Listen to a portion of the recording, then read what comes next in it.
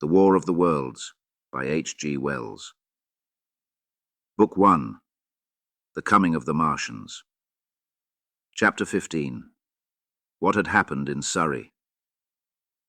It was while the curate had sat and talked so wildly to me under the hedge in the flat meadows near Halliford, and while my brother was watching the fugitives stream over Westminster Bridge, that the Martians had resumed the offensive. So far as one can ascertain from the conflicting accounts that have been put forth, the majority of them remained busied with preparations in the Horsham pit until 9 that night, hurrying on some operation that disengaged huge volumes of green smoke. But 3 certainly came out about 8 o'clock, and advancing slowly and cautiously, made their way through Byfleet and Purford towards Ripley and Weybridge, and so came in sight of the expectant batteries against the setting sun. These Martians did not advance in a body, but in a line, each perhaps 1.5 miles from his nearest fellow. They communicated with one another by means of siren-like howls, running up and down the scale from one note to another. It was this howling and firing of the guns at Ripley and St. George's Hill that we had heard at Upper Halliford. The Ripley gunners, unseasoned artillery volunteers who ought never to have been placed in such a position, fired one wild, premature, ineffectual volley, and bolted on horse and foot through the deserted village, while the Martian, without using his heat ray, walked serenely over their guns, stepped gingerly among them, passed in front of them, and so came unexpectedly upon the guns in Painshill Park, which he destroyed. The St. George's Hill men, however, were better led or of a better mettle. Hidden by a pine wood as they were, they seemed to have been quite unsuspected by the Martian nearest to them. They laid their guns as deliberately as if they had been on parade, and fired at about 1,000 yards range. The shells flashed all round him, and he was seen to advance a few paces, stagger, and go down. Everybody yelled together, and the guns were reloaded in frantic haste. The overthrown Martian set up a prolonged ululation, and immediately a second glittering giant answering him appeared over the trees to the south. It would seem that a leg of the tripod had been smashed by one of the shells. The whole of the second volley flew wide of the Martian on the ground, and, simultaneously, both his companions brought their heat rays to bear on the battery. The ammunition blew up, the pine trees all about the guns flashed into fire, and only 1 or 2 of the men who were already running over the crest of the hill escaped. After this, it would seem that the 3 took counsel together and halted, and the scouts who were watching them report that they remained absolutely stationary for the next half hour. The Martian who had been overthrown crawled tediously out of his hood, a small brown figure, oddly suggestive from that distance of a speck of blight, and apparently engaged in the repair of his support. About 9 he had finished, for his cowl was then seen above the trees again. It was a few minutes past 9 that night when these 3 sentinels were joined by 4 other Martians, each carrying a thick black tube. A similar tube was handed to each of the 3, and the 7 proceeded to distribute themselves at equal distances along a curved line between St. George's Hill, Weybridge, and the village of Send, southwest of Ripley. A dozen rockets sprang out of the hills before them so soon as they began to move, and warned the waiting batteries about Ditton and Esher. At the same time, 4 of their fighting machines, similarly armed with tubes, crossed the river, and 2 of them, black against the western sky, came into sight of myself and the curate as we hurried wearily and painfully along the road that runs northward out of Halliford. They moved, as it seemed to us, upon a cloud, for a milky mist covered the fields and rose to 1/3 of their height. At this sight, the curate cried faintly in his throat and began running, but I knew it was no good running from a Martian, and I turned aside and crawled through dewy nettles and brambles into the broad ditch by the side of the road. He looked back, saw what I was doing, and turned to join me. The 2 halted, the nearer to us standing and facing Sunbury, the remoter being a grey indistinctness towards the evening star, away towards Staines. The occasional howling of the Martians had ceased. They took up their positions in the huge crescent about their cylinders in absolute silence. It was a crescent with 12 miles between its horns. Never since the devising of gunpowder was the beginning of a battle so still. To us and to an observer about Ripley, it would have had precisely the same effect. The Martians seemed in solitary possession of the darkling night, lit only as it was by the slender moon, the stars, the afterglow of the daylight, and the ruddy glare from St. George's Hill and the woods of Payne's Hill. But facing that crescent everywhere, at Staines, Hounslow, Ditton, Esher, Ockham, behind hills and woods south of the river and across the flat grass meadows to the north of it, wherever a cluster of trees or village houses gave sufficient cover, the guns were waiting. The signal rockets burst and rained their sparks through the night and vanished, and the spirit of all those watching batteries rose to a tense expectation. The Martians had but to advance into the line of fire, and instantly those motionless black forms of men, those guns glittering so darkly in the early night, would explode into a thunderous fury of battle. No doubt the thought that was uppermost in 1,000 of those vigilant minds, even as it was uppermost in mine, was the riddle: how much they understood of us. Did they grasp that we and our millions were organized, disciplined, working together? Or did they interpret our spurts of fire, the sudden stinging of our shells, our steady investment of their encampment, as we should the furious unanimity of onslaught in a disturbed hive of bees? Did they dream they might exterminate us? At that time no one knew what food they needed. 100 such questions struggled together in my mind as I watched that vast sentinel shape, and in the back of my mind was the sense of all the huge unknown and hidden forces, Londonward. Had they prepared pitfalls? Were the powder mills at Hounslow ready as a snare? Would the Londoners have the heart and courage to make a greater Moscow of their mighty province of houses?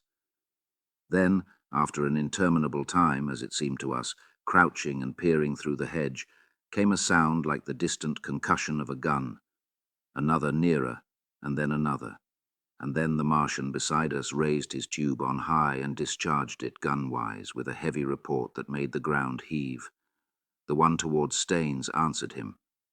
There was no flash, no smoke, simply that loaded detonation.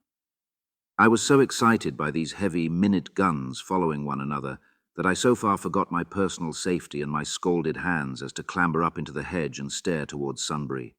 As I did so, a second report followed, and a big projectile hurtled overhead towards Hounslow. I expected at least to see smoke or fire or some such evidence of its work. But all I saw was the deep blue sky above, with one solitary star, and the white mist spreading wide and low beneath. And there had been no crash, no answering explosion. The silence was restored, the minute lengthened to 3. "What has happened?" said the curate, standing up beside me. "Heaven knows," said I. A bat flickered by and vanished. A distant tumult of shouting began and ceased. I looked again at the Martian and saw he was now moving eastward along the riverbank with a swift, rolling motion. Every moment I expected the fire of some hidden battery to spring upon him. But the evening calm was unbroken. The figure of the Martian grew smaller as he receded, and presently the mist and the gathering night had swallowed him up. By a common impulse we clambered higher. Towards Sunbury was a dark appearance, as though a conical hill had suddenly come into being there, hiding our view of the farther country. And then, remoter across the river, over Walton, we saw another such summit. These hill-like forms grew lower and broader even as we stared. Moved by a sudden thought, I looked northward, and there I perceived a third of these cloudy black kopjes had risen. Everything had suddenly become very still. Far away to the southeast, marking the quiet, we heard the Martians hooting to one another, and then the air quivered again with the distant thud of their guns. But the earthly artillery made no reply. Now at the time we could not understand these things, but later I was to learn the meaning of these ominous kopjes that gathered in the twilight. Each of the Martians, standing in the great crescent I have described, had discharged, by means of the gun-like tube he carried, a huge canister over whatever hill, copse, cluster of houses, or other possible cover for guns chanced to be in front of him.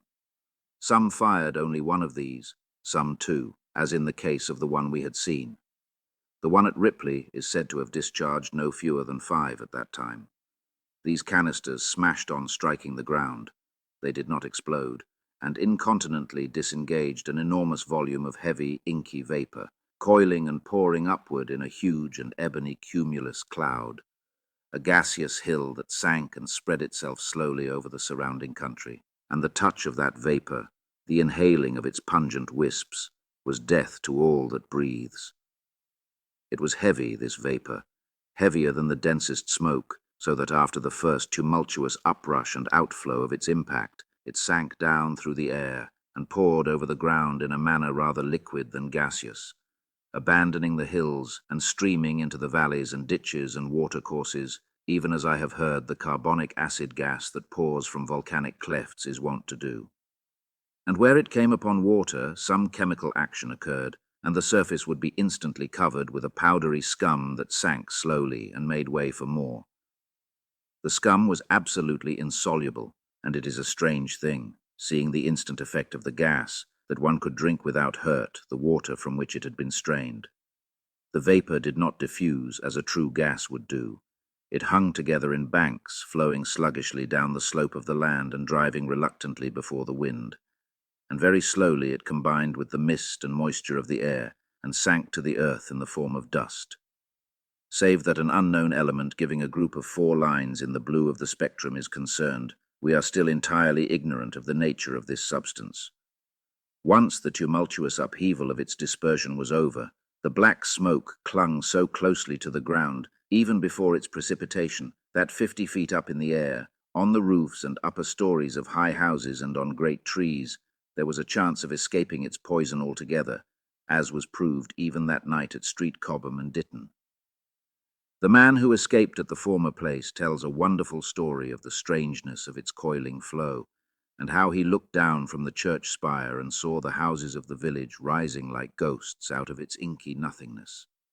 For a day and a half he remained there, weary, starving and sun-scorched, the earth under the blue sky and against the prospect of the distant hills, a velvet black expanse, with red roofs, green trees, and, later, black-veiled shrubs and gates, barns, outhouses and walls, rising here and there into the sunlight. But that was at Street Cobham, where the black vapor was allowed to remain until it sank of its own accord into the ground. As a rule, the Martians, when it had served its purpose, cleared the air of it again by wading into it and directing a jet of steam upon it. This they did with the vapor banks near us, as we saw in the starlight from the window of a deserted house at Upper Halliford, whither we had returned. From there we could see the searchlights on Richmond Hill and Kingston Hill going to and fro, and about 11 the windows rattled, and we heard the sound of the huge siege guns that had been put in position there. These continued intermittently for the space of a quarter of an hour, sending chance shots at the invisible Martians at Hampton and Ditton, and then the pale beams of the electric light vanished, and were replaced by a bright red glow. Then the 4th cylinder fell, a brilliant green meteor, as I learned afterwards, in Bushy Park. Before the guns on the Richmond and Kingston line of hills began, there was a fitful cannonade far away in the southwest, due, I believe, to guns being fired haphazard before the black vapor could overwhelm the gunners. So, setting about it as methodically as men might smoke out a wasp's nest, the Martians spread this strange, stifling vapor over the Londonward country. The horns of the crescent slowly moved apart, until at last they formed a line from Hanwell to Coombe and Malden. All night through their destructive tubes advanced. Never once, after the Martian at St. George's Hill was brought down, did they give the artillery the ghost of a chance against them. Wherever there was a possibility of guns being laid for them unseen, a fresh canister of the black vapor was discharged, and where the guns were openly displayed, the heat ray was brought to bear. By midnight, the blazing trees along the slopes of Richmond Park and the glare of Kingston Hill threw their light upon a network of black smoke, blotting out the whole valley of the Thames and extending as far as the eye could reach. And through this, 2 Martians slowly waded and turned their hissing steam jets this way and that.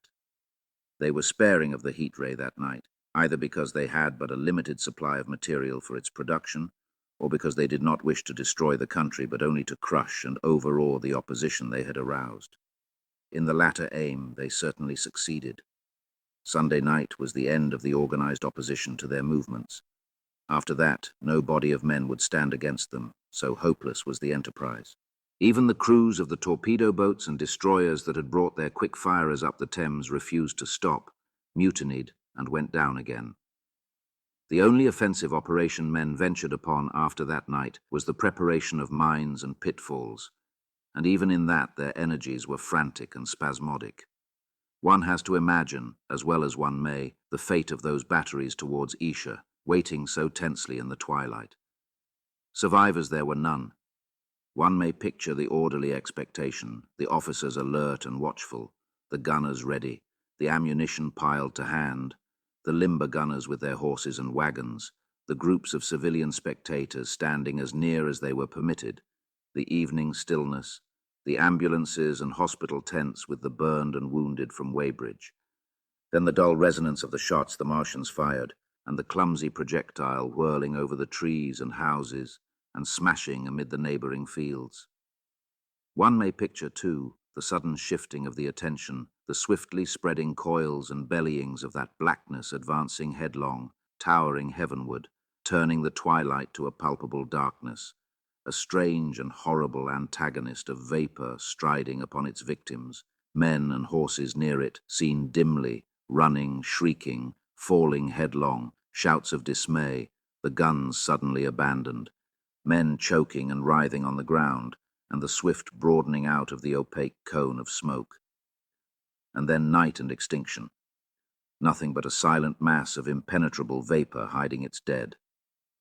Before dawn, the black vapor was pouring through the streets of Richmond, and the disintegrating organism of government was, with a last expiring effort, rousing the population of London to the necessity of flight.